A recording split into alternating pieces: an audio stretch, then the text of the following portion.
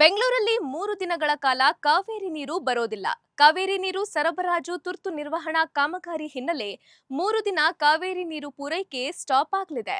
September 15, 16 ಮತ್ತು 17ರಂದು ಒಟ್ಟು 5 ಹಂತಗಳಲ್ಲಿ ಸುಮಾರು 60 ಗಂಟೆಗಳ ಕಾಲ ನೀರು ಸರಬರಾಜು ಸ್ಥಗಿತವಾಗಲಿದೆ.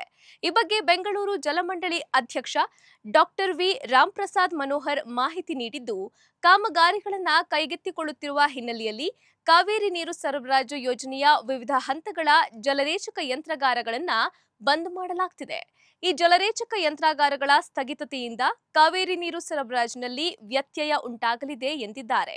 ಆದ್ರಿಂದ ಸೆಪ್ಟೆಂಬರ್ 15ರ ಬೆಳಗ್ಗೆ 1 ಗಂಟೆಯಿಂದ ಸೆಪ್ಟೆಂಬರ್ 17ರ ಮಧ್ಯಾಹ್ನ 1 ಗಂಟೆಯವರೆಗೆ 60 ಗಂಟೆಗಳ ಕಾಲ ಕಾವೇರಿ ನೀರು ಸಿಗೋದಿಲ್ಲ. ಹೀಗಾಗಿ ಸಾರ್ವಜನಿಕರು ಮುಂಚಿತವಾಗಿ 3 ದಿನಗಳಿಗೆ ಬೇಕಾಗುವಷ್ಟು ನೀರನ್ನ ಸಂಗ್ರಹಿಸಿಟ್ಟುಕೊಳ್ಳಲು ಜಲಮಂಡಳಿ ಮನವಿ ಮಾಡಿದೆ.